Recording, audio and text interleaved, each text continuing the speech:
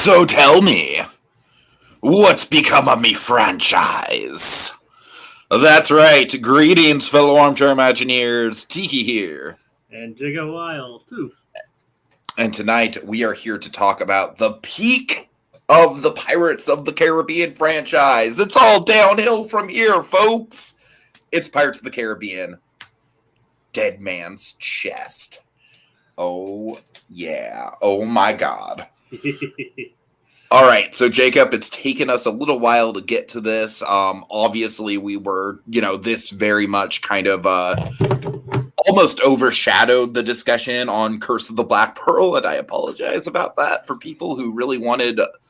I think we talked about Curse of the Black Pearl a lot on that podcast, but I did keep getting sidetracked of yeah, this is good, but Dead Man's Chest does it even better, man. Yeah. So let's get into it. I mean, y'all know how I feel about this movie. I truly think this movie is one of the defining blockbusters of the new century. And I don't really say that lightly. I think this movie is a perfect combination, a perfect storm of it's still got some of the old school kind of practical effects, new Hollywood filmmaking from Curse of the Black Pearl, but it is also infused with just a new level of world building, much bigger stakes, an even better villain, surprisingly, an iconic villain, and just, I don't know, this film just holds up so well, and I'm excited to talk about it. So, Jacob,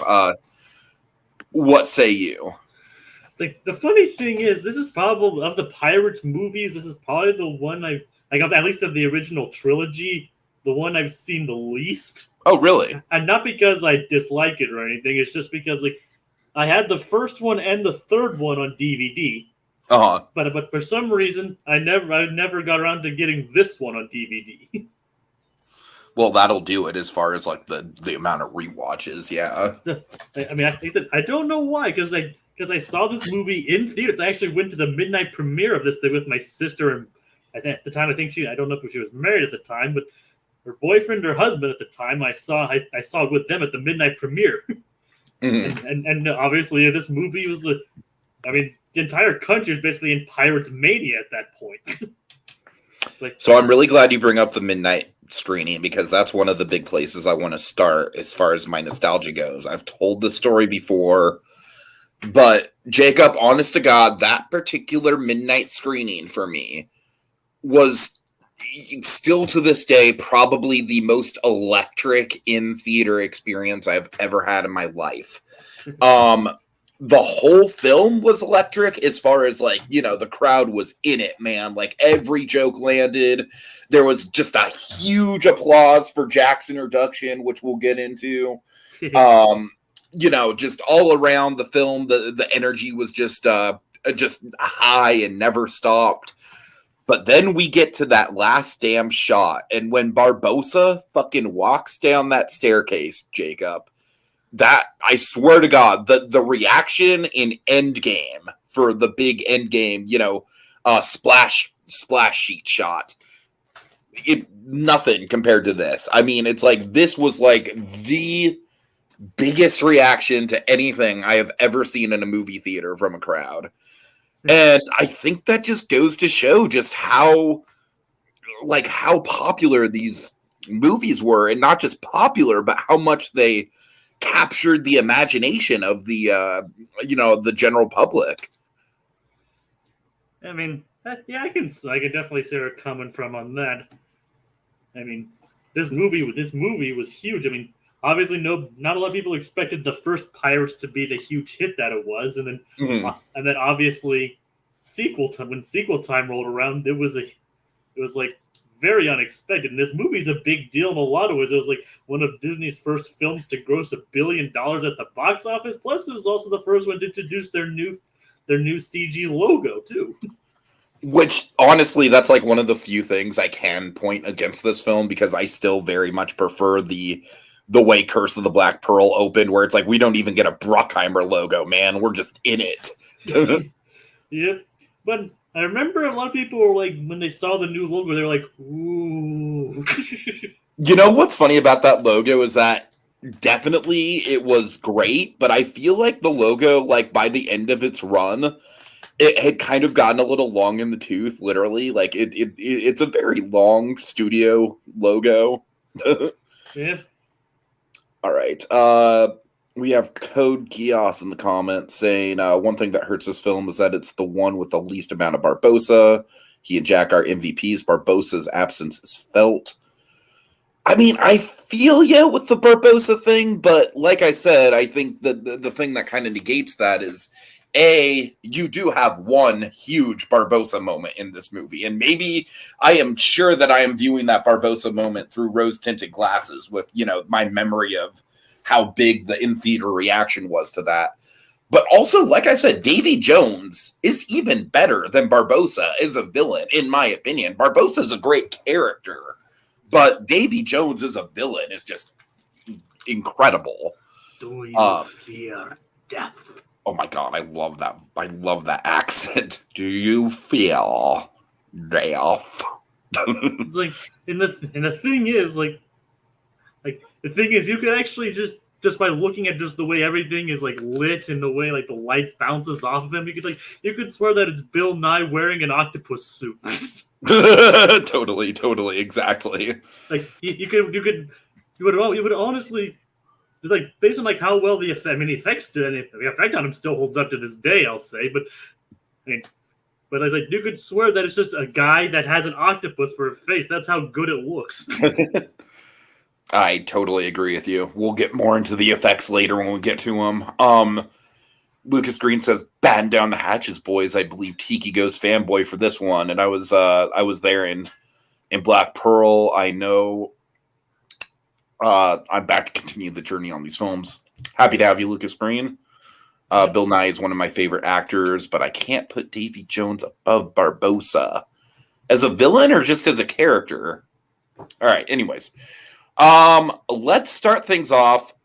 One thing I will say in this movie is that, opening with Will and Elizabeth and kind of like the rainy wedding day and it being interrupted by Beckett, who Beckett is very low key in this movie, by the way. You don't really expect him to be like, I mean, he's a bad guy for sure, but you don't expect him to be like the big bad of the whole franchise once we get around to the third movie.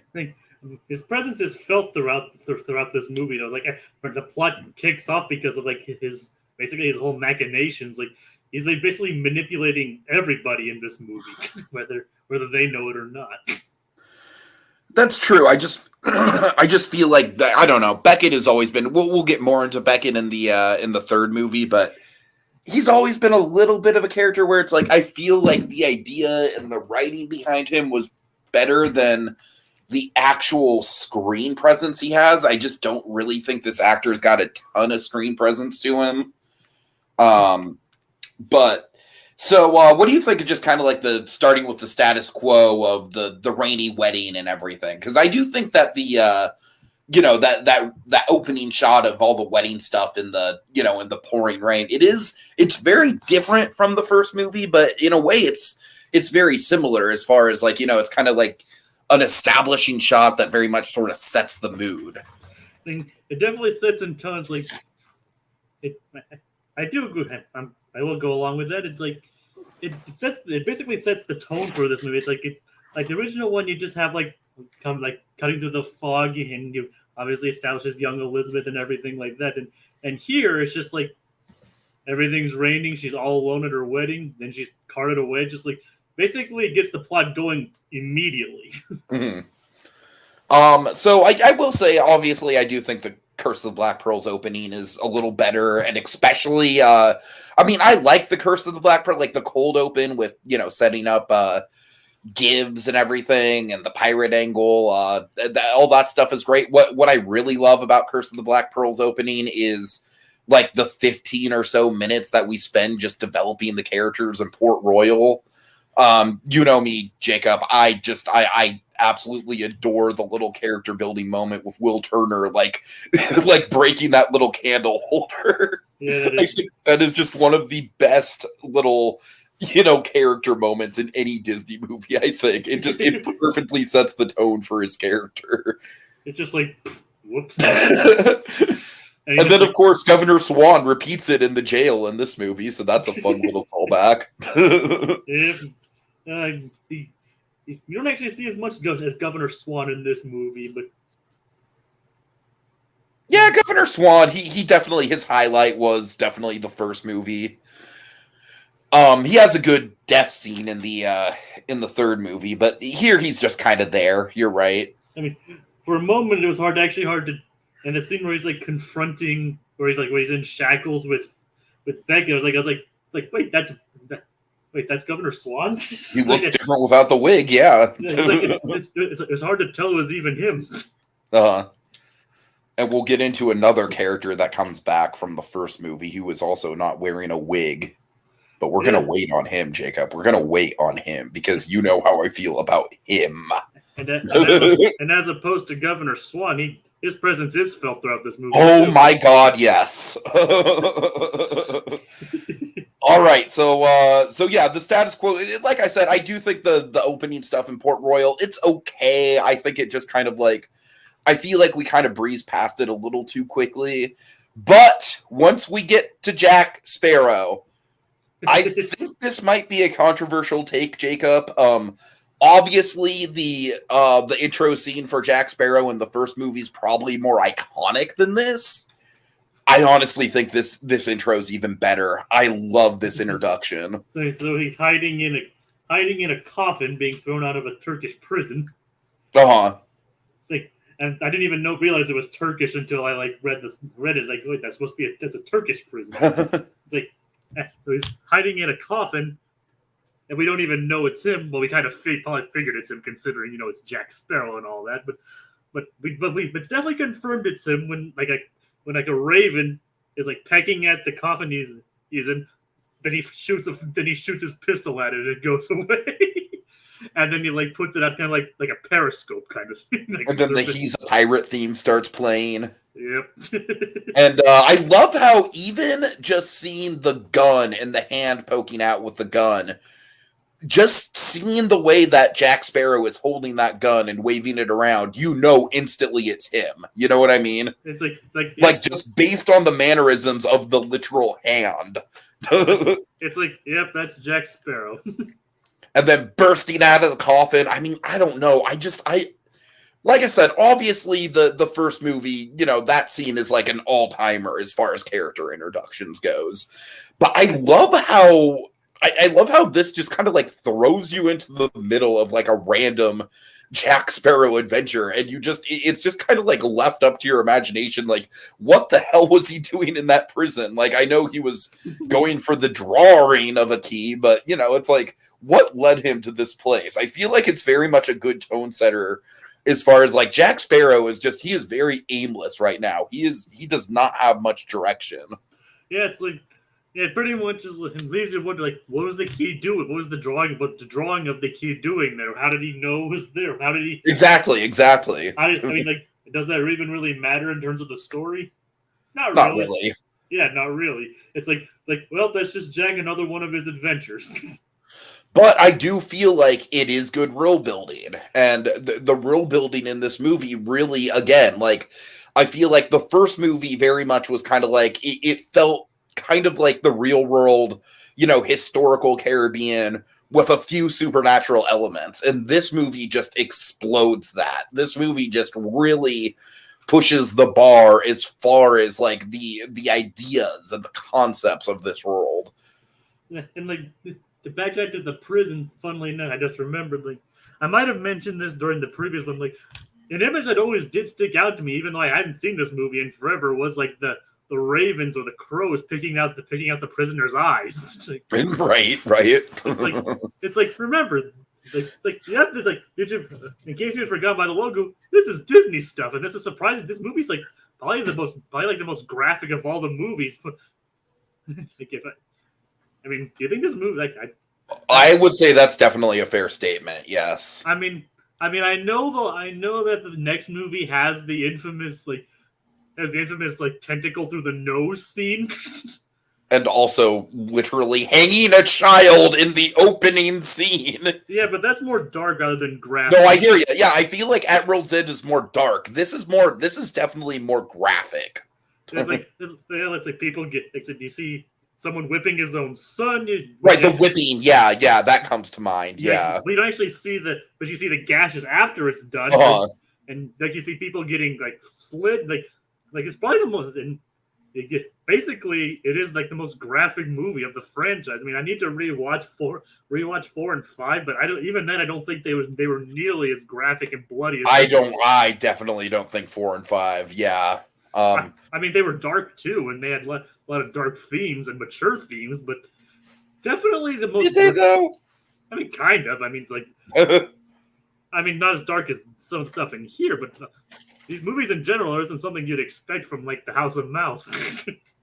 And this was back when PG-13 Disney actually meant something, like in the pre-Marvel days. I mean, even to still this day, like, I mean, The New Haunted Mansion was rated PG-13, actually. Exactly. And nobody, and I will say that The New Haunted Mansion, I didn't love it, but it definitely went to some dark places that I was happy with. It did. It definitely did for sure. Okay, we have Keeper Colby in the comments here. He says, I adore the Pirates trilogy. Too bad they never made any movies beyond those 3. Indeed. Selective memory. And I don't even dislike the 4 and 5. I like 5. Kogia says the 4th film is the weakest, but Dead Men Tell No Tales is very good. I think Dead Men Tell No Tales, for me, is probably the 3rd best movie in the franchise. I like it a little bit more than At World's End. So basically, you're to be this, then Black Pearl, then Dead Men Tell No Tales. Yeah, and then At World's End, and then definitely the 4th one at the bottom. The 4th one is it's fine, but it feels very superfluous compared to everything else. I mean, I kind of wish they did more with Blackbeard, to be honest. No, I tell you, I mean, we'll get into this more when we actually get to the 4th movie, but just to set it up, one of the things that drives me crazy about Blackbeard to this day, we established that his ship has this badass, like flamethrower mechanic to it, right? Yep, the Queen Anne's Revenge. And yet we never see a naval battle. Yeah, that is a bit of a missed opportunity. It's the one movie in the franchise without a naval battle. Really? I didn't even remember that. Yeah. They're just dicking around on the island most of the movie. It drives me crazy. I wonder if that's anything to do with the fact that it's based on a book. I don't know. I forget it's based on a book, technically. I mean, On Stranger Tides is literally a book. Yeah. I miss, I remember back before we even had the title At World's End, I remember the rumored title for the 3rd movie was going to be Uncharted Waters. I still think that would be a really good title for a Pirates movie. I still stand by that. It would be. Funny thing is, the title At World's End is actually mentioned in this movie, too. Yes, it was. Yes, I feel like that was very much like a sequel bait. Like, hey, the next movie's coming out, right? And we're about to give you something to get you even more excited about it. At words, will you travel at world's end?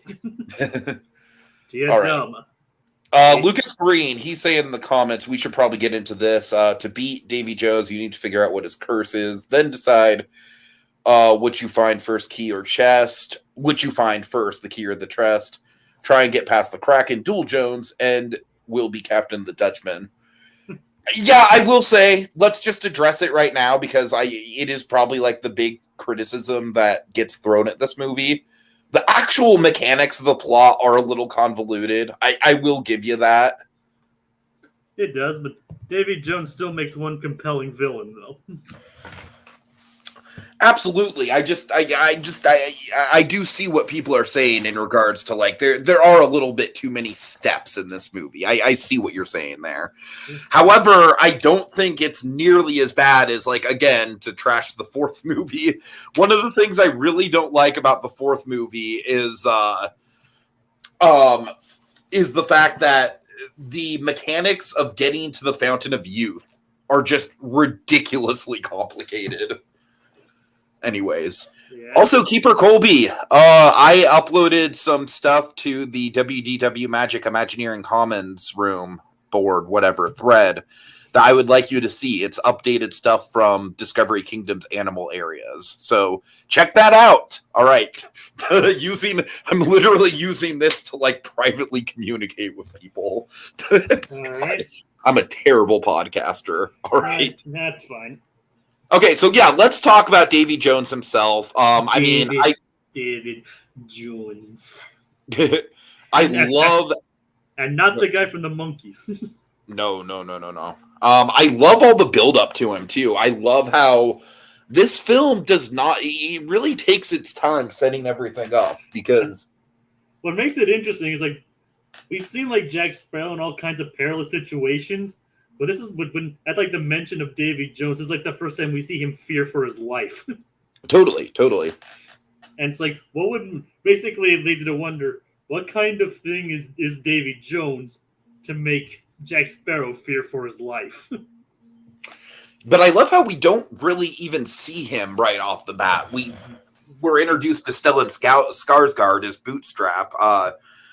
I think honestly, with Bootstrap, we'll get into him more when we talk about the stuff with him and Will. I think on a rewatch, he is the character that has improved the most over time, in my view. I really think that the mature themes with him and the sacrifice and everything, I definitely think there's some strong thematic stuff with his character that we'll get into. Yeah, it's like we also with Bootstrap Bill's design, tell me you don't want to just fucking peel that starfish off of his face. I mean, it is tempting, but I'm not sure if I don't know how much he'd feel it. I'm just saying that's one of the things that I do remember about Bootstrap Bill is just the starfish. Like, it's just right there. Like, come on, buddy, just move it. All right. It is kind of interesting, and it does establish, like, these are no ordinary other kinds of pirates that we're dealing with here. Like, these aren't just, like, undead skeletons that we're dealing with. And I love the concept of being, the crew being part of the ship. We'll talk a lot more about that. That to me is like one of the big pieces of world building in this movie that I just love. I think that concept adds a lot just to this lore of the world in general. Part of the ship, part of the crew. Indeed. But then we have a big.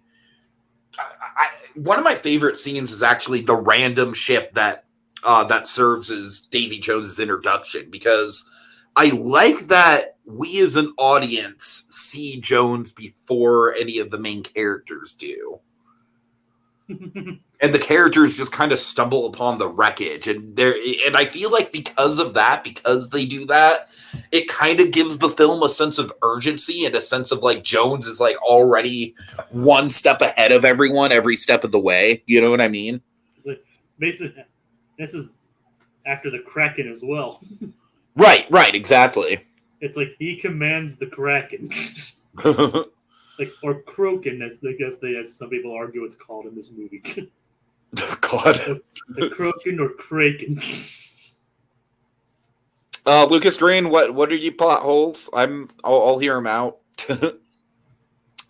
Okay, so I guess we should talk about the Cannibal Island stuff, right? That's probably the big set piece of Act 1. It's like, if you notice, like this movie like has like two major scenes where Jack Sparrow's being chased by something. Yes.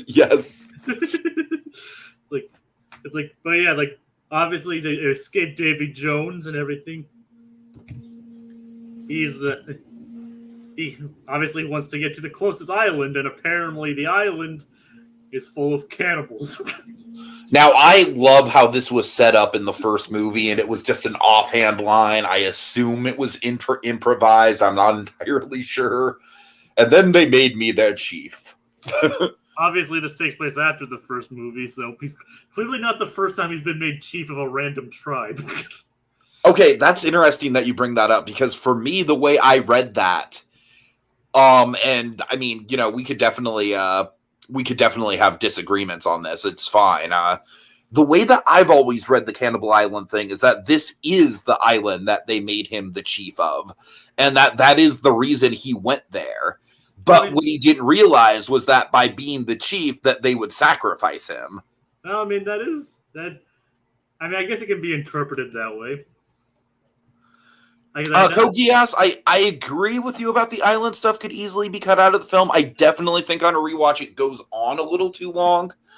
But I think that the Rune Goldberg machine mechanics of just everything going on, I mean, the practical stuff, a lot of this, I'm sure there's some CG stuff in the scene, but a lot of it is practical stunts. I'm sure they hung all these actors in a bone cage over like a 100-mile gorge, not 100-mile gorge, but like.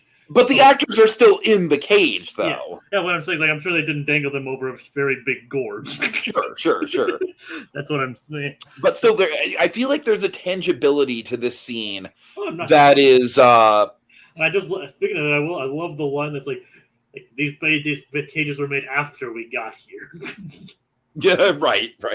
and then like Will realizes like what they're made of. Like, oh. The funny thing is that this is one of I mentioned like this is actually one thing that was tested in the one of the MythBusters pirate specials. Like the bone cage. The swinging thing? I think so. Like the bone cage in general, like it would be an effective method of escape. Oh, okay, right. I don't remember what the verdict was. Unfortunately, I don't remember what that was, but I do remember them testing it.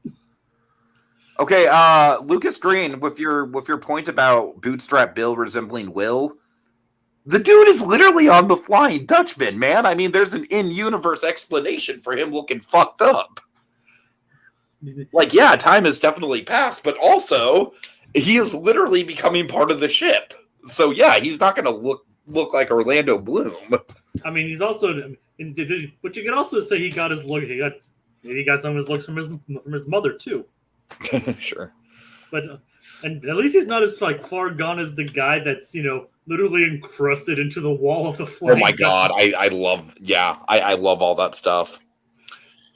I mean, and of course, I think we probably should bring up just I personally think it's pretty much fine just because it's it's just like it's Pulp Fiction, it is what it is. But some people could definitely view the cannibals as racially insensitive. It's like I hear like there's some controversy, but it's not as widespread anymore. Not like really that widespread as far as some other controversies go. And and the thing is, like, cannibal tribes do exist. This is true. I mean, they did exist. I mean, yeah, I can definitely see the point that people are making with it, but at the same time, I kind of treat these cannibals the way that I treat the natives on Skull Island, where it's sort of just like you just kind of have to roll with them as sort of like a fictitious sort of like exaggeration. I mean, they give them a name, and I'm not sure if they're like an actual culture or anything like that. But so, like I said, if it was an actual culture, then I could see it. But if it's like one that they made up for the movie and it's an isolated tribe, then honestly, I mean, I don't really see that big of see it as that big of a deal. But that's just me. Sure, I would just I will say that I definitely think that in this day and age, a scene like this would not be made. I mean, I agree with you, but I mean, more out of fear rather than anything else. And like, sure. Even if it's not actually insensitive, there will be some people that will claim it is. Mm-hmm. So, okay. But basically, but Jack being in that situation is just hilarious. I love the makeup too, like the eyeballs painted on the eyelids. That's freaking iconic. Yep, and then he opens his eyes like. And then, what's funny is that in itself is almost like a secondary, like iconic Jack Sparrow introduction. It would have been kind of funny if this is like the first place we actually see him in the movie. I've heard people make that argument. I personally am glad it's not, because I think we really need that setup. And plus, I really like the coffin stuff. But I mean, I agree. I'm just saying it could have worked as a actual introduction for him. Like, oh god, Jack, how'd you get into this mess? Right. I will say, just to kind of tease up some of my feelings about at World's End. I think that the fact that this movie has not one but two iconic Jack Sparrow entrances makes up for the fact that the one in At World's End is really kind of shitty. I'm sorry, it is. I'm not a fan of the multiple Jacks. I'm just going to say that right now. We'll get into it when we get there, but that really doesn't land for me compared to the other Jack intros. That's fair. All right. Like, and of course, when Will's captured, he brings out the whole eunuch line. Right, which is a very strange running gag. So at this point, the movie pretty much splits off, right? Basically, yeah. So Will's on the Flying Dutchman. Jack is teaming up with Elizabeth. And the dog gets chased by the cannibal tribe. And at the post-credits, it's named the Chief. Right. Yeah, they're literally worshipping the jail dog as it's... like, we haven't even mentioned how the dog got there. Pintel and Rigetti are back. Yeah, Pintel and Rigetti, I will say that I made this point before on Curse of the Black Pearl. I'm trying not to just outright repeat stuff that I've already said. But with Pintel and Rigetti, just to quickly get it out there, I don't think they're nearly as effective in this movie as they are in the last movie, just because they're funny and they definitely have some good laughs, especially in the third act. I think they work as a good kind of comedic foil to the other shit going on in the third act. But overall, I think that I just really appreciate them a lot more in the first movie when they actually had some menace to them. I still get a kick out of the lines. It's the Bible. You get credit for trying. God. And then I mean, the actors are great. The delivery is on point, and I feel like they do work pretty well as the seminal comic relief of the franchise. And to be fair, even in the original movie, I think they had more comedic relief than when they did when they were Menace in that movie. Oh, they absolutely had more comedic moments. I'm just saying, both of them at least had one moment where they were really menacing. So, yep. In this movie, they are pretty much just cartoon characters. I mean, it can be all, as they put it. They do kind of justify it though with they feel like they're more menacing when they obviously were skeletons and couldn't die versus now they're obviously no longer immortal. Sure. So it's I'm not going to deny that it does get a little overblown, but it's right. But they at least try to justify it. All right, Jacob, we're 32 minutes in. Should we bring up the man? You mean him? I mean him. Yep, him. Bring him in. Let's talk about Norrington. The former Commodore Norrington. Okay, this is seriously one of my favorite heel turns in all of fiction. I love it so much. I really, really do. It seemed like at the end of the first movie, he'll turn out all right. Right. Nope. Nope. He's in Tortuga, a drunken wastrel. I don't even know where to start with Norrington in this movie. I just adore what they did with him. I love how much screen time he gets. I love how pivotal to the plot he is. I think he has more screen time in this movie than he did in Curse of the Black Pearl. I don't know about that, just because he doesn't pop up until about halfway through. I know, but once he's in it, he's in it. It's like he's more in the plot at least. Of course, yeah. In Curse of the Black Pearl, he's pretty much just the foil. Yeah, but now he's he basically he's basically a man fallen from grace. He's the Commodore Norrington of Port Royal. And now he's just a drunken wastrel wasting away his life in Tortuga. All because basically after losing the pirate, after losing the Black Pearl and all the pirates aboard and everything that happened, his life went to hell. Yeah, so I love everything about this, obviously. I love the tension between him and Elizabeth, where Elizabeth, it's on some level, she does feel sympathetic for him, but at the same time, it's there ain't no way. It's like she basically sees that he's basically made the bed that he's now laying in. It's like it's more pity than anything else. Exactly. Let's talk about Elizabeth, by the way, because I do think there's some good stuff with her. The stuff with her stowing away and posing as a man and stuff like that. It's like, there's a female presence aboard. I mean, I think it's a fun little subplot. I don't think it gets enough attention. Like the men have felt it. It's like the funny thing is, like, I don't know if this is brought up, but it's actually in old sailing times. It was like a lot of ships actually considered it bad luck for a woman to be on board the ship. Well, that's even brought up in fucking King Kong. The original one, or yeah, the original one, yeah, and that line is even called back in the Peter Jackson version because that line is part of like the movie that Carl Denham's making. Yeah, I mean, it is actually true for the time, so it makes sense for her to obviously disguise herself as a man. Mm-hmm. So it's like, and of course, like and the funny thing is, she's the smartest one aboard the ship.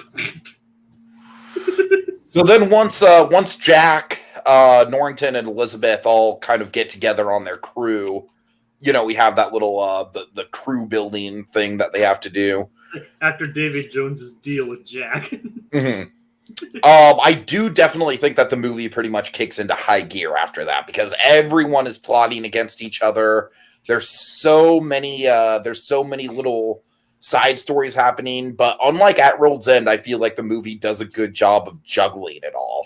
I feel like At World's End gets really ambitious about like, oh, who's gonna screw over who next, and it's like it kind of just becomes a mess. But this, I feel like it's the perfect level of like, oh shit, is Will gonna betray Jack to save his father? Norrington is definitely gonna betray these people the first chance he gets. And what about this chemistry going on with Elizabeth and Jack? Is Elizabeth just using it? There's so much intrigue going on. It's a giant game of chess. Exactly. I love it. I really love this middle chunk of the movie. Just all the moving pieces. It's so so let's talk about the actual Flying Dutchman a little bit more. First of all, I mean, there's a lot of stuff to bring up here. Killer design of the ship. I love the ship's overall design. The ship design is great. They somehow made an even cooler ship than the Black Pearl, which was not an easy feat to accomplish. And the black ship, the black ship. The Black Pearl, it's this big ship, black sails. It's like, it's imposing. That ship's imposing. Mm-hmm. But basically, the Flying Dutchman has these prongs on the front of it. It looks like the jaws of death. The entire ship looks like it's rotting and probably like barnacles and sea life all over it. Basically, it's something you'd imagine. Like, okay, what does a ship that looks like it's piloted by the devil look like? Yeah, pretty much. And then I also love how it just like bursts up out of the surface of the water. I love that entrance. It's like, basically, it's just like, okay, they seem fine, but then, like, the crew seems fine after the Kraken attack, but then you see the two prongs pop out of the water, and you're like, well, what in God's green earth is that? Yeah, it's great stuff. Or God's blue sea in this case, I guess. We've already talked about the real building when it comes to the actual crew. I don't think we really need to go over that. It's great. I think it adds so much as far as like, just the whole idea of the Dutchman going around, like basically being the Grim Reaper of the sea. And this being like essentially like an option for anyone who dies as a pirate. Like I said, I feel like the Flying Dutchman in general as a concept is like the big thing that just really blows the world building of this universe wide open. It really expands it so far beyond like, yeah, there's some scary skeleton pirates hanging out. You know what I mean? Yeah. It's like anything could be looking in these waters. Right. Including the one and only Davy Jones and his ghastly crew.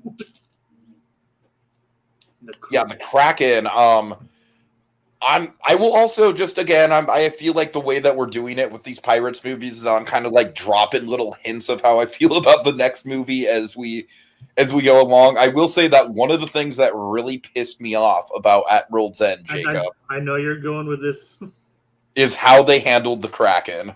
on-screen death. Yeah, that to me is unforgivable. Like so much so that they even brought him back in Kingdom Hearts 3. That's awesome. Like one of the boss fights in Kingdom Hearts 3 is just, firing cannons at the Kraken. Uh-huh. It's like I don't know if it's like resurrected or anything, considering basically this movie, funnily enough, was never adapted into Kingdom Hearts. Oh, that's interesting. They only adapted the first movie for Kingdom Hearts 2, and then the next movie for Kingdom Hearts 3. Uh-huh. It's like apparently they didn't want to miss out on the Kraken fight, so they used it in that. I don't blame them. I mean, I don't either. So yeah, but the Kraken, that's one thing.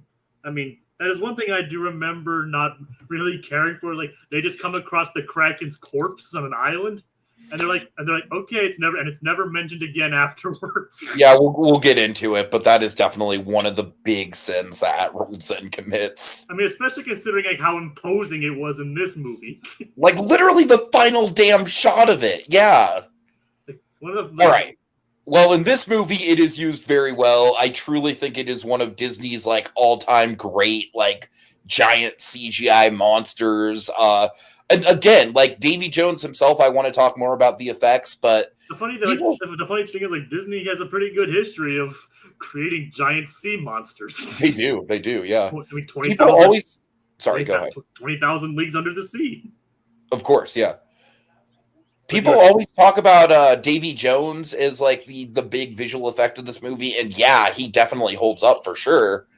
I think the Kraken holds up almost just as well, honestly. I mean, the scene where like the tentacles are coming up. Exactly. The detail on that, man. Like I'm talking like the where they're like they're manning the cannons, and you can like see like the suction cups like pulsing. And you can like see like how meaty it is. I mean, like literally, you can just like see like the flesh and like this thing is massive. And the thing is, like outside like that one shot in the water, you never actually see the full thing. No, you really don't. That's another thing I really love about it. It's very, very Jaws-like in how they approach it. I mean, like you see a side view of it, like when Will's underwater at one point. Like, and then you obviously one of the most famous shots of the entire series is like it coming up behind Jack. Of course, yeah. At the finale, but you never actually see the whole thing at once. You know where you actually do see the whole thing at once? When it's dead. No, well, yes, unfortunately. In the Shanghai Disneyland ride, actually, you see it swimming around.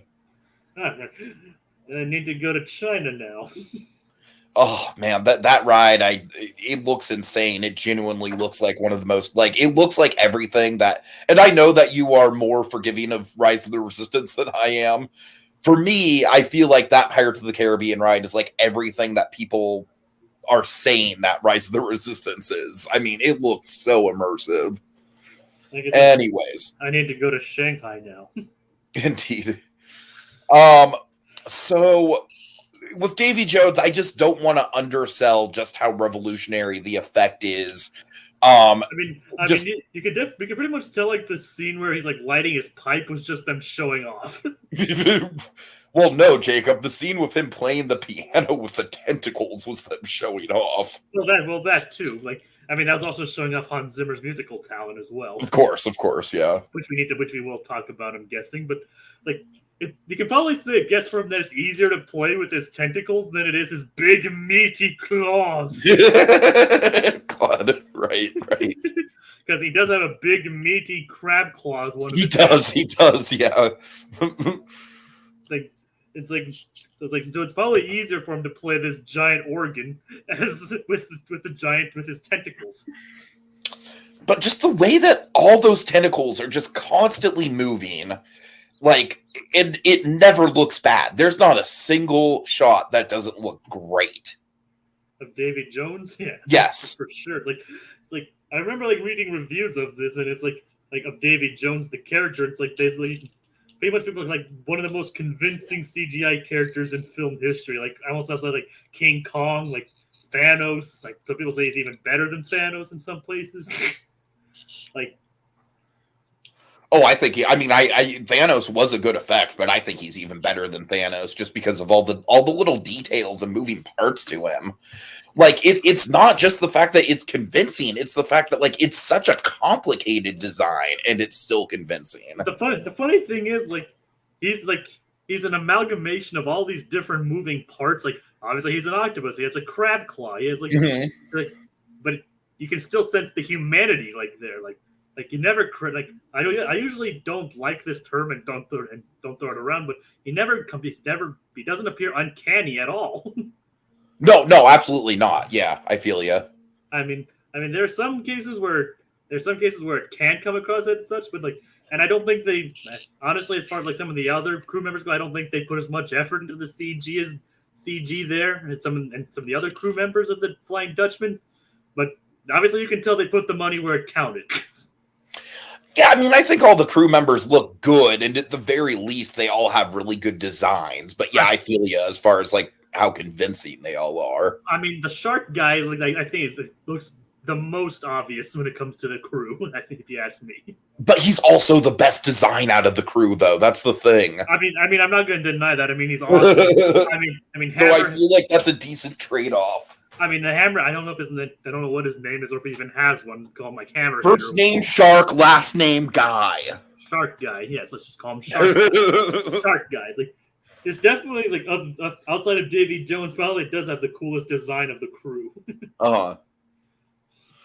Let's talk about the dice game, because that was one of the big scenes that, frankly, as a kid, I didn't really understand the bigger implications of it. But now that I do, I think it's a really powerful moment of like parental sacrifice. Of Bootstrap basically trading, instead of like paying just his debt and leaving and going on with his time, basically swears to serve for all of eternity in place of his son. Yeah. I feel like it's one of the most nuanced scenes in the whole trilogy, just as far as there's a lot at stake. There's a lot going on with it, but at the end of it, it really is just basically like a poker game, essentially. And not to mention that it's essentially just Will trying to figure out where the key is. Right. Like he actually probably figured he wouldn't get the key, but he was just doing it to figure out where it was and try and outsmart Davy Jones. And then it's basically a poker game crossed with like I'm about to do what's called a pro gamer move. Pretty much, yeah. It's like honestly, I mean, I still don't understand how Liar's Dice is played. But the funny thing is, I do remember seeing like some of the commercials for this movie and like home media and stuff and like one of the Blu-ray extras was actually playing Liar's Dice. I mean, it's basically like poker, but with like dice, right? I mean, that's what I gathered. It's like you have to like bluff you. Yeah, like basically a game of bluffing. Exactly. Right. I just remember like the Blu-ray extras of our advertised was playing Liar's Dice and trying to win. Like, yeah, that was back when Disney actually cared about their extras. I mean, to be fair, that can be said for pretty much anyone nowadays, not just Disney. No, you're right. Yeah. Honestly, even as early as At World End, Disney still pretty much gave up. I mean, I don't know why all these companies gave up on the bonus features and things. At World, like we went from 3 commentary tracks on The Curse of the Black Pearl to 1 commentary track on this to they didn't even bother with commentary on At World's End. And honestly, At World's End has a lot of moving parts and world building and plot mechanics that could use a commentary track to clear up. But yeah, like even like a lot of recent stuff doesn't have a lot of bonus features. Like, it's like, I mean, to be fair, like I guess it depends on the people making the behind the scenes stuff. Like, I have the new Avatar movie on Blu-ray, and I think that has quite a bit of stuff on it. So I guess that makes sense. Yeah, I get, but James Cameron is a guy who loves to talk about how his movies are made. So Indeed. I mean, not that that's a bad thing. No, it's not. It's not. But so he's like, I guess it depends on who's behind the scenes, and we basically all know that pretty much a lot of people involved in the third movie didn't really care about it. They just wanted it to be over with. Yeah, which is a shame because we're going to get into when we go into the third act. Like, this movie genuinely has some of the best cliffhangers that I have ever encountered in a film. And almost none of them are actually satisfying, like resolved in a satisfying way. Yeah, it is. Yeah, I can see where you're coming from on that, but obviously we'll discuss both at the end of this and their conclusion in At World's End. Mm-hmm. So where to next then, Captain? Oh, let's see. I guess. I think we've pretty much talked through the first couple acts. You want to just get to the standoff? Yeah, sure. Why not? We've pretty much given our thoughts on. Should we talk about the music first, or because I briefly mentioned it, we're talking about the organ, but should we talk about that, or should we hold off on that? No, we could talk about the music. Honestly, I would need to like Davy Jones. All the organ stuff is great for sure. I feel like that's the main highlight of the music as far as like new stuff for the movie. And of course, the music box theme. The music box as well. Yes. Other than that, I just think that He's a Pirate is still just, it's like just such a great theme, and you don't really need to change it that much. It's used expertly here. Which Hans Zimmer does put to good use. I mean, which, to be fair, he did not actually do the music for the first movie. He took over duties for this movie. Mm-hmm. Like, a lot of people mistakenly believe that he did the theme for all the movies up to On Stranger Tides, but he only did 2, 3, and 4. Didn't he also do like one track from the first movie? Like he might have, or something like that. I seem to remember he was involved in like a very limited capacity. I think that Klaus Badelt like one of his like proteges, and he might have like worked on something for that. But as far as I know, like Hans Zimmer didn't actually didn't come up with a theme for He's a Pirate. Sure. Okay. Also, Little Blues in the comments saying Tim Burton did the designs of the Flying Dutchman crew. That's not true, is it? I didn't see his name. Maybe I feel like if that was true, that Disney would like be way more like vocal about that in the marketing. Like, hey guys, we got Tim Burton on production design. Yeah, maybe he just went uncredited for all we know. But but as far as I can tell, I've looked a lot into Tim Burton's career, but I don't think he actually did work on this. Maybe like he did like initial design work, but maybe they didn't go with his final designs or anything like that. Yeah, I mean, they are like vaguely Tim Burton-esque.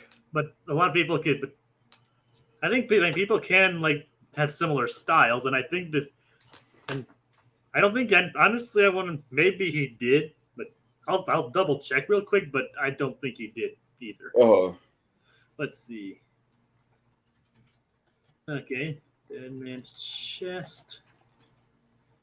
Yeah, I just typed his name, and I'm not seeing anything from this. All right, Little Bill, you're a liar. Little Blue, I'm sorry. but moving on, like yeah, like the organ stuff, like it basically, I love how the organ stuff kind of like shows how extra he is. Davy Jones is like. Yeah, that's a good way to put it. I mean, I guess he's got to let off steam somehow. I mean, like being like the harbinger of the thing that basically the Grim Reaper of the seas probably is not that. It's like he does say life is miserable. Why should afterlife be any different? He's not really a cheerful guy. Oh shit, Jacob. We did. Speaking of Davy Jones and his life being miserable, we did forget to bring up Tia Dalma, who obviously shows back up in the end, but we should probably talk through her scene too. Oh yeah, it's like a lot of people didn't realize at the time, but she was actually foreshadowing when she was talking about what's going on with Davy Jones. I love all of Tia Dalma's stuff in this movie, and I think that they really do foreshadow a lot of stuff perfectly. I mean, the Touch of Destiny stuff with Will, obviously that's going to lead to him becoming the captain of the Flying Dutchman. And Tia Dalma as a character is also one of the elements of this movie that really, again, with the world building, it really lit my imagination on fire back in the day, Jacob. Just the environment, the swamp that's kind of like a little bit reminiscent of the Blue Bayou, but still in the Caribbean setting. I've heard that you can see Barbossa's boots in the first Tia Dalma scene. I'm not sure if that's true. I was actually rewatching. You could like see like Jack the monkey like tapping on the boots.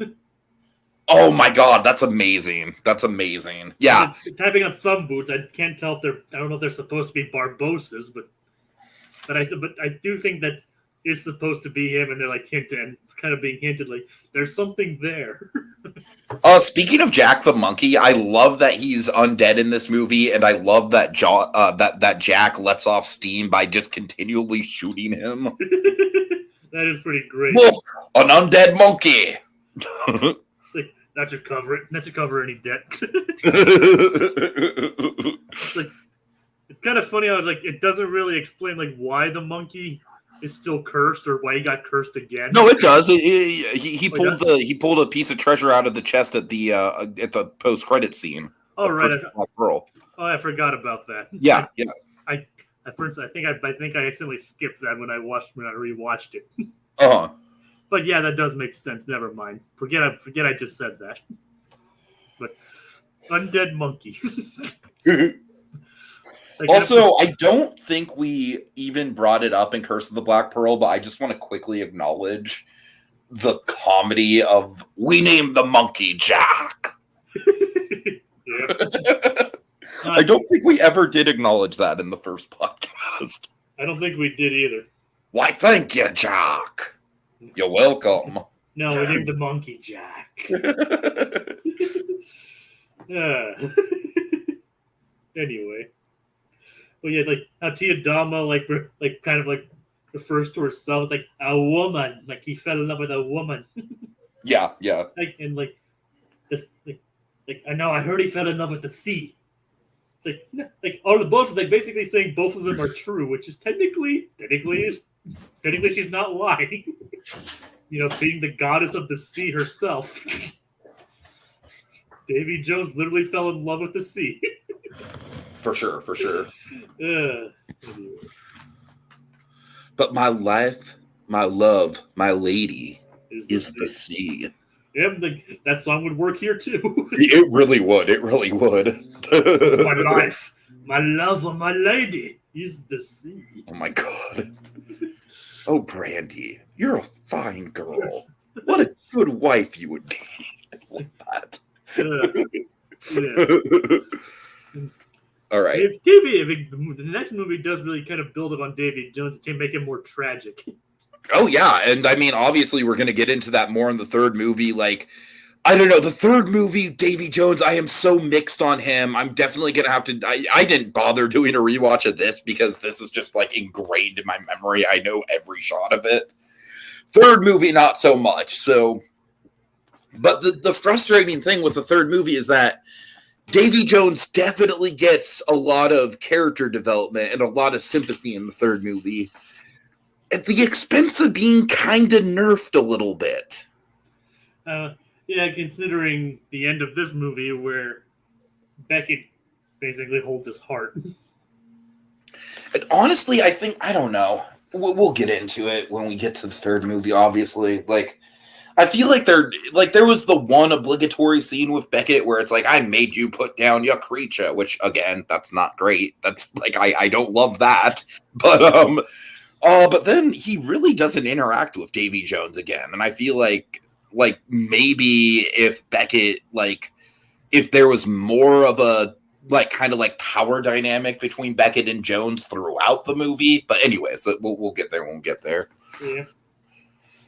Okay, so yeah, like I said, Tia Dalma, just Naomi Harris kills it with the role, I think. I love her accent. I love the atmosphere of her shack and the swamp surrounding her shack. It's all like, I love how it very much feels like the ride, like it's reminiscent of the Blue Bayou, but it's not just like, hey, we're just going to go to the Blue Bayou. You know what I mean? It's really like fleshing the world out while using elements of the ride as inspiration. Yeah, like they're coming up there in like the rowboats. Like, watch the boat. Mm-hmm. Man the boat. Watch the boat. But coming up there, yeah, you don't know what to expect when you first come across her. Yeah, yeah. All right. So yeah, let's talk about the main event. It's main event time. The main event. Choose your fighter. On Isla de Cruces is where the big climax of the movie takes place, and it's a very long climax. But it's so good. It's not like the Marvel climaxes where, all due respect to Marvel, but it's not like, because for me, I mean, obviously Marvel has had some good climaxes for sure, but like, I'm thinking like, a good example is like the Black Panther final fight. This is, first of all, again, much like the Cannibal Island stuff, I'm sure that CGI was used here and there. Obviously the secondary stuff going on with the crew, well, obviously that's a lot of CGI. Yeah. But the actual mechanics of like them fighting and it going all like deep into the jungle and then the wheel of it all. It's again, I'm sure there's some CGI used in there, but it all feels so practical and tangible. The watermill fight. That watermill. I mean, let's just talk about that, man. That is just like, for my money, that might be one of the absolute best fight sequences that Disney has ever put into any of their movies. Like, I'm including any of their movies, any Star Wars, any Marvel, anything. Like, it is just so inspired to me. It's like, and the thing is, it's just between basically the tension that's going on between Will and Norrington as well. Uh-huh. Like basically, they're just fighting on top of a watermill, and Jack's just trying to keep a hold of the key. Also, that's another great thing about this the sequence is the fact that the key is just being hot potatoed around so much, and it's like even on rewatch, it really keeps you on your toes. It's hanging around Jack's neck, then it gets caught on a nail inside the wheel. It's just basically you don't know what's going to happen to the key. And then the random crab guy gets it. He gets the chest. Yeah. Oh, right. He gets the chest. Yeah. And the fact that he loses. I love the fact that he gets decapitated and his head just becomes a crab. It's just like losing his head and then I just love how the fact that his body just carries the chest. Where it's like, no, come back here, you idiot. I mean, now I wonder if he, as a crab, could get away from the Flying Dutchman if he just lived his life as a crab. I mean, maybe, but it'd be an adjustment. But honestly, I don't know. Maybe I think he's one of those people that likes being part of the crew. That's fair. That's fair. He's like, plus, he prefers like actually having a body versus just being a head that can turn into a crab or a shrimp or a lobster, whatever he was. Uh-huh. He might have been more of a prawn than anything else, but I don't know. He was some kind of crustacean. Sure. Or gastro.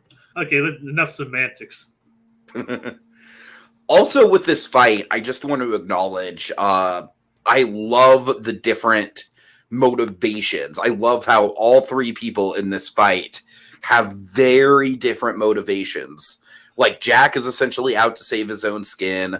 Will is obviously out to save his father. And I love Will's arc in this movie where, he goes from just like essentially like the same character he was in the first movie where he's basically just wanting to save the girl into he becomes like arguably by the third movie he's all in is probably like the biggest backstabber of the cast. Ironically enough. I study 3 times a day so that when I meet a pirate, I can kill it. Yeah, his training pays off here too. Oh yeah. And then of course Norrington, I think he's got the most compelling motivation of all, which is he just wants to get his honor back and, just turning the chest into Norrington, into Beckett. I love how it's like with Norrington, there's like the two-way thing of, like he wants to get his honor back, which, in a vacuum, we can definitely respect and appreciate. But by turning the chest into Beckett, no, we don't want that. You know what I mean? Oh yeah, for sure. Like that's like the worst possible thing that you could do. Mm-hmm. Like, basically put control of the most powerful being in the sea in the hands of a single man. And apparently, the East India Trading Company in reality isn't too far off from how they're portrayed in these movies. Yeah, that's what I've heard. Like, I don't know the whole details, but it honestly wouldn't surprise me. Mm. So having them actually be a antagonist to these pirates actually does make sense. It does. Okay. Yeah, I mean, we could just talk for a long time about just like the mechanics of the fight. But again, I really love the motivations. I love how practical everything feels. The hot potato element of the key. I will say that honestly, I don't think this fight on its own in a vacuum is quite as good as the last fight between Barbossa and Jack with with the stuff going on with Governor Swan is like literally like a third wheel plot. I don't know. Again, Jacob, that Governor Swan stuff with the damn hand in the drawer, that just adds so much to that last fight in the first movie. It's just strangely funny in a way. And also strangely, like, really suspenseful. It's like, yeah, I mean, you can tell he's not really... You can tell Governor Swan really isn't that not necessarily active, but he doesn't see a lot of combat in his life. Mm-hmm. He has trouble fighting a... Like, you believe that, like a disembodied hand would take him down. You really do. I mean, it almost does. Like, he does manage to hold his own against it and keep it in. Keep it... Well, I just wonder, like, which pirate lost an arm in that scene? Right. It's like, when he came back to him, it's like, what happened to my arm? Oh, God. And then, with the first movie, I love the resolution with Jack taking the treasure and the whole, I feel cold. All that stuff is great. Again, this stuff is good. It's very solid. I do think that you could probably cut a little bit of it out. It does probably drag on a little bit too long, just as far as like at a certain point, it's just kind of like the same sort of action beats over and over. But overall, I mean, I definitely think it's up there with one of the best set pieces in the franchise. And as I said, it does feature things chasing after Jack. Yes, absolutely. This entire movie, basically this entire movie is like basically Jack being chased by something. That is pretty much this movie is the chase movie. Oh God, you know what's weird? Now that you point that out, yeah, this movie is kind of like the Pirates equivalent to The Last Jedi in that way. I was kind of anticipating you saying that, actually. Like it's basically like one long, really drawn out chase. Yeah, man, both are the sequel, the second parts in a trilogy. Both the best movies in the trilogy, just saying. Yep. I know that some people aren't going to agree with that in regards to Last Jedi. I don't care. I mean, I agree with that. Well, I like The Last Jedi. Look, I like as time goes on, I feel like the shine of The Last Jedi has worn off a little bit. I still love a lot of it, though. The dumb parts are dumb. Yes, Canto Bight is dumb. Finn's subplot in general is dumb. Holdo not telling Poe about the plan is dumb. I agree with all that. But there's so much cool shit in that movie, too. Yeah, but characters don't act perfectly. That's the thing. Right. I mean, sometimes people it's like, why did they make a dumb decision? Well, characters make dumb decisions all the time. Like people act like they've never made dumb decisions in their life. Yeah. Like these these online critics act like they've never done anything dumb in their life. Expect these characters to act perfectly. All right. Anyways. Yeah. Anyway, sorry. No, it's okay. I mean, that could be a whole other rant in itself. It could be literally a whole other podcast. Oh, yeah. So let's get to the final Kraken confrontation. The Kraken. Oh, yeah. Like, basically, this is the last we see of the Kraken in its full power. I mean, it is a pretty glorious way to go out. I'll give it that much. Yeah, it's like, hello, beastie. Another iconic line. But of course, but basically, this is like the Kraken. Like, this is where we actually see like the terrifying force that the Kraken really is beyond any other scene in the movie. Like it's like Davy Jones pulling out all the stops to get basically acquire the chest and its contents. And then I love Elizabeth somehow screwing over both Jack and Will with the same action. She's playing all sides in this. She really is, man. She's fucking brutal here. Yeah, I mean, I give her a lot of respect for this move, though. I've always thought this move was badass. I really do. Which one specifically? Well, like giving in to Jack only to shackle him. Yeah, like chaining him to the ship. Like, I really do think that's a badass move on her part. And it's like, of course, as an audience, you hate to see it. But first of all, we know that Jack Sparrow's not, like, we know that he's going to be in the third movie. He's fucking Jack Sparrow. You know what I mean? Like even before the whole speech of, like, would you risk at World's End, whatever, third movie, even before that, like, we know that Jack Sparrow's not fully dead, Yeah, not even death can kill Jack Sparrow. Right. Basically. But yeah, like, it was a good way to keep the Kraken off their tails, so she is like basically an expert sacrifice play. Yeah, and I just love how it kind of like, just goes into... Again, I do think that people always complain about Will and Elizabeth. They say that they're like, pretty blank slate characters that are basically just meant to be like the audience surrogates, essentially. Like in the first movie, yeah, a little bit, maybe I can see that. I really again, by the end of the trilogy, Will Turner is the biggest backstabber out of all these fuckers, like villains included. And still manages to be a heroic figure. Right. And then Elizabeth literally becomes queen of the pirates in, I will say, a way that is a little bit rushed, but still is, at least satisfying in context. Yeah. So, like, you can't tell me that these are just static characters. Like, literally the whole arc of the movies revolves around them embracing the pirate lifestyle and, and kind of like going into that and how embracing the pirate lifestyle will change a person for better and for worse. And I think that their arcs are really well done. And frankly, I think one of the big reasons why the other two movies are not nearly as memorable as far as just the pop culture osmosis goes is because they lack that grounding force that is those two. Yeah, they tried to capture it, but I can't say they did it as successfully. Well, I mean, I feel like just the fact that, like, the fourth movie and the fifth movie both try and do, like, young, hot British people in love. You know what I mean? Completely different British people. Yep, and even if one of them does end up falling in love with a mermaid, funnily enough. I will say, I like that one a lot better than I like, hey, let's just randomly pair up fucking Will's kid and Barbossa's kid. Yeah. I do not like that. That is definitely like my least favorite element of Dead Men Tell No Tales.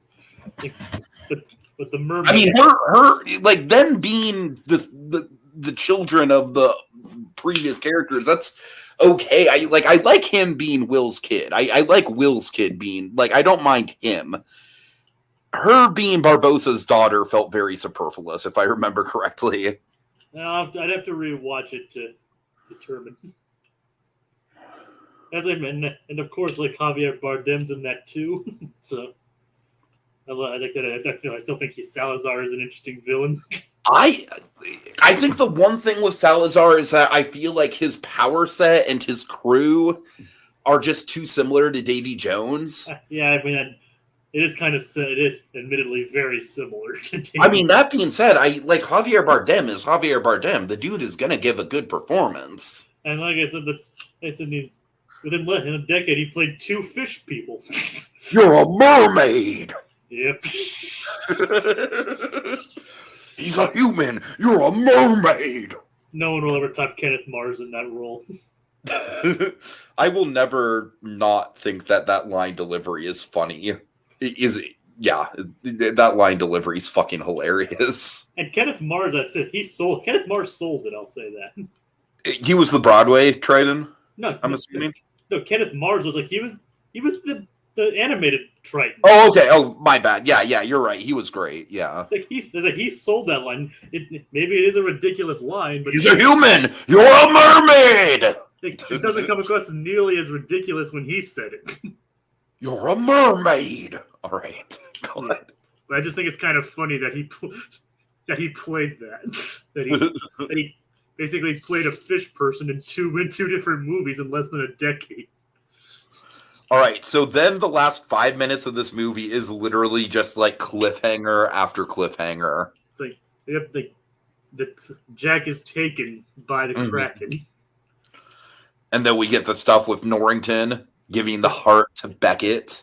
And I love how that's edited in the final fight, too. I love how it's like, you can, like, if you're really paying attention, you can tell that it's Norrington who ends up with it. But it's like they don't really go out of their way to fully highlight it. You know what I mean? And the build to that, too, is like where one of Davy Jones just goes like, not even the devil could stop Jack.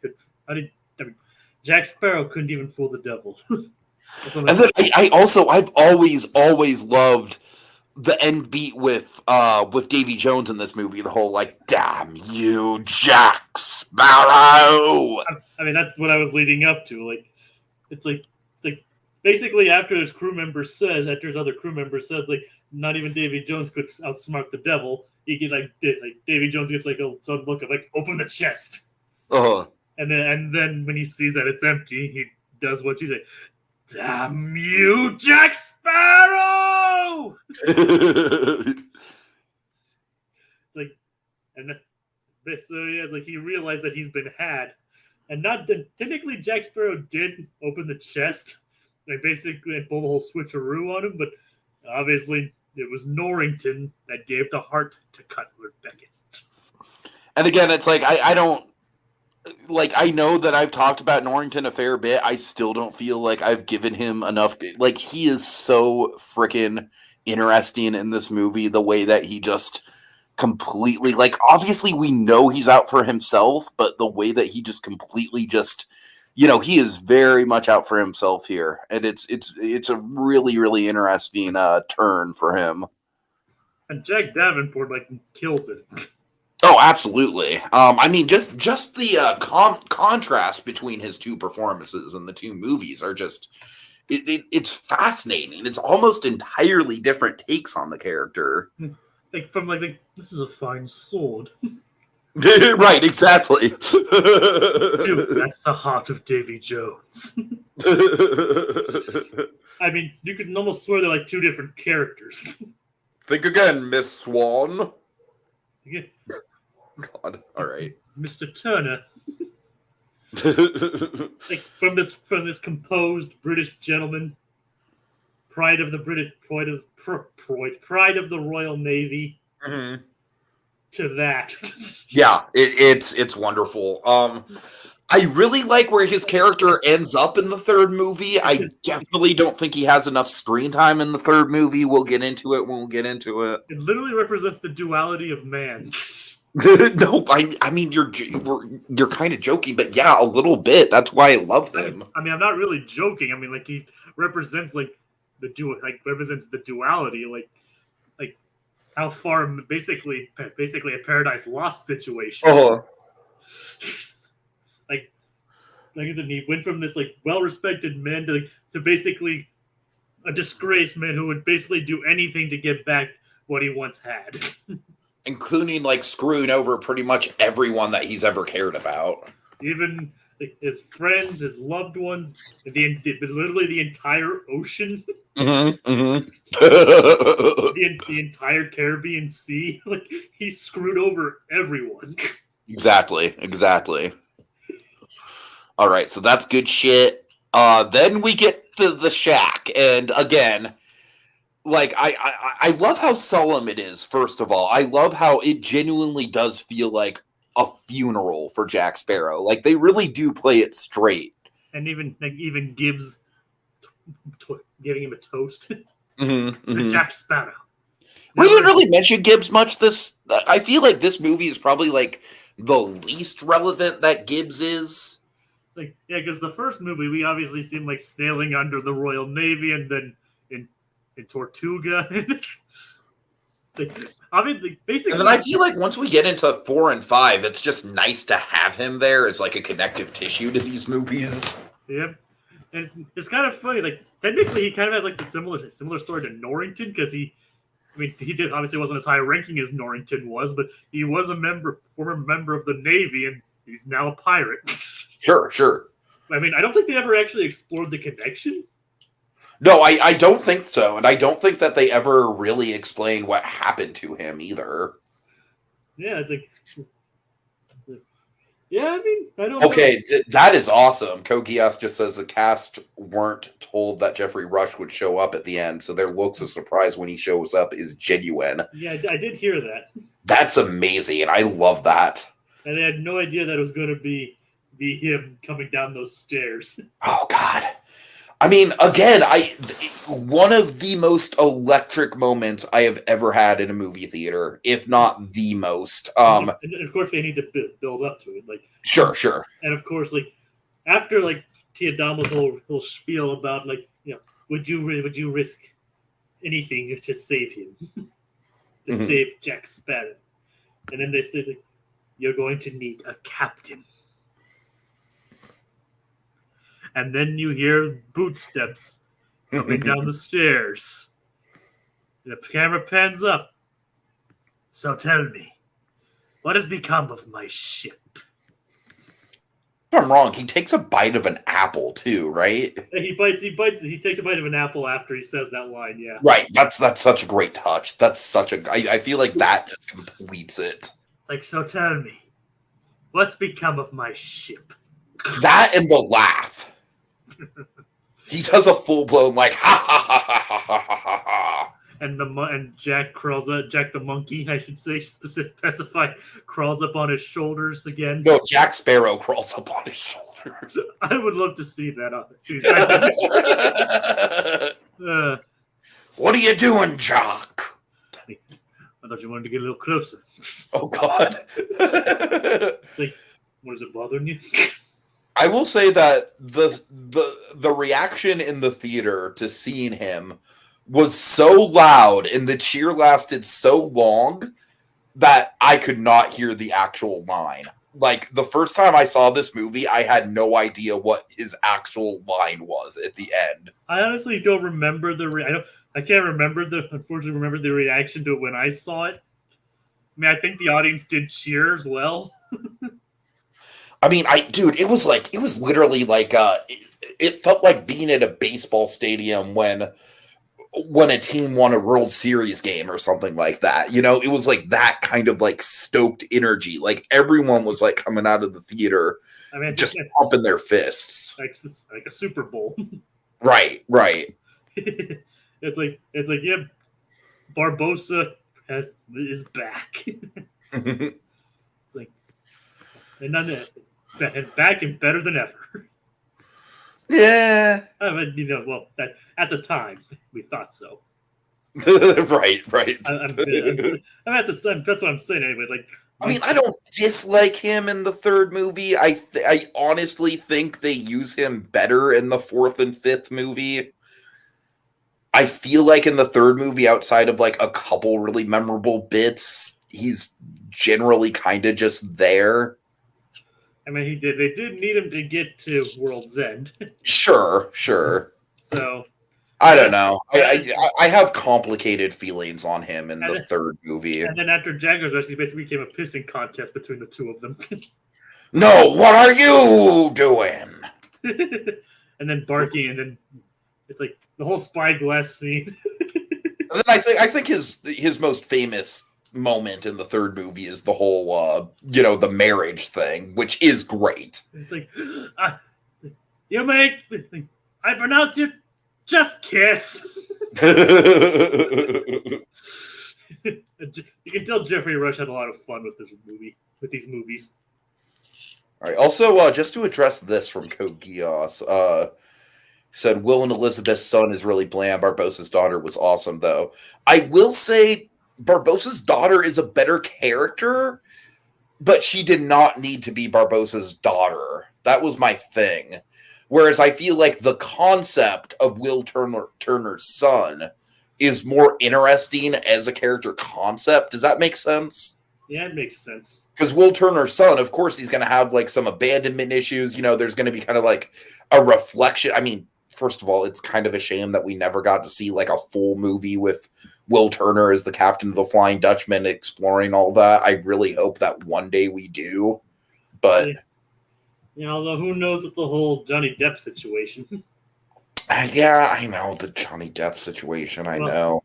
Yeah, I mean, I'm kind of trying to avoid that, but you're right. It's it's not like we can just dance around it forever. But I know the whole thing with, especially with Amber Heard and everything. But I honestly think that you could make a Pirates of the Caribbean. Well, first of all, they fucked up by killing Barbossa a second time in the fifth movie. That should have just not happened. But I don't know. I think if you had the right cast, making a Pirates of the Caribbean movie with like Will as potentially the villain as the captain of the Flying Dutchman would be super interesting. I mean, he doesn't necessarily need to be the villain per se. I guess. I don't know. It's a really interesting character. Because it seems he's pretty benevolent as far as like captain of the Flying Dutchman goes. You're right, but at the same time, like we haven't really checked in with him that much in the years since. So like if it's like 30 years later where his son is fully grown and Elizabeth is, getting older and he's, you know what I mean? I don't know. I could see some resentment starting to form. Yeah, I can see that. Okay. I'm also going to bring up this comment from Lucas Green because I do think it's on point. The whole point of Beckett and Jones is to be dark reflections of Elizabeth and Will. Though I think Beckett could also be a dark reflection of Norrington. Yeah, that's definitely interesting for sure. Yeah, they also have like an interesting dichotomy with Jack too. So all of them. Kogias, I totally forgot that Will was cured at the end of the fifth movie. I literally totally forgot that. I forgot too. I mean, I think the fifth movie definitely has some good moments, but the plot of the movie is pretty forgettable, honestly. Hey guys, I only saw that movie in theaters once, and Same.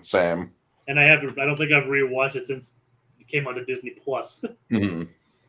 So, all right. Well, I think that's about it. We're rounding this up at a good, nice 90-ish minutes, which I think is pretty satisfying. Despite this movie itself like being 2.5 hours. Right. And but don't worry, At World's End is even longer. Oh God, yeah. Unfortunately, that movie's like almost 3 hours. It is very close to being 3 hours long. Yes. I'm actually gonna check on that. Like, go to Disney Plus like right now and see how long that movie actually. I'm pretty sure it's like something like 2 hours and 50 minutes, 55 minutes, something like that. That wouldn't surprise me, to be honest. Maybe 240 at the least. 250. You were right. Exactly. Oh God. Oh. And this movie was actually 233, so it's only like 20 minutes longer. That's the funny thing. It feels like an hour longer, though. Like that movie does feel a lot longer. Like that's the funny thing. This movie's only 20 minutes. Only like people like talk about how long Outworld's End is, but it's not actually much longer than this. It's just, I'm sorry, kind of boring in a lot of spots. It's got its moments for sure. It's got its moments, but on Stranger Tides is 220. Yeah. And let's see, Dead Men Tell No Tales is only 2.9. I remember that. I remember Tell No Tales was kind of like that was like a return to form in a way. Yeah, Like kind of stripped out a lot of the bullshit. and the first movie was 225. Mm-hmm. So Dead Men Tell No Tales is actually the shortest movie. Mm-hmm. So that's the funny thing. Like all these like the first three movies are all about the same length, but it's just that the third one just feels so much longer. That's an interesting psychological thing. I feel like there's a lot of reasons for that. One of them is just the fact that there's really, if you actually break it down, there's really not a lot of action in the third movie at all until you get into like the Maelstrom. There's really it's honestly just a lot of fetch quests and politicking and stuff like that. I mean, I just think the plot is just kind of like overly convoluted. They add too many characters. We'll get into it all when we get in. And to be fair, that could make for a good movie that doesn't feel like it's too long.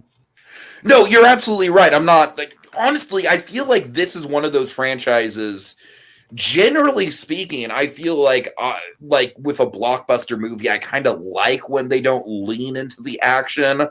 But honestly, after these first two movies and the action set pieces being what they were and being so iconic and so practical, I definitely think that the third movie not having a lot of action until the end was genuinely a disappointment from a structure point of view. I mean, it was an interesting set piece to be sure, but I mean, the Maelstrom is a great set piece, and that is obviously like the most memorable part of that World's End, which we'll get into. But yeah, all right. Welcome. Well, any other final thoughts here? Not really. I think we pretty much discussed everything we would have liked, everything we liked about this movie, everything we really didn't like about this movie, and even some of the stuff we didn't like about the future movies too. I mean, if the last podcast was just like teeing up how much we love this one, this podcast is teeing up how underwhelming that World's End is. I mean, so it's like we're setting up our own cliffhangers. Exactly. We're doing our own podcast world building. All right. Okay. Well, big thanks to Code Geass, Lucas Green, Keeper Colby. I think that's it. Yeah, that's it. Little Blue. I don't know if you mentioned. Oh yeah, Little Blue. Yeah, he popped up for a very brief cameo where he lied. Little Blue, you're a liar. All right. And see y'all in the next one.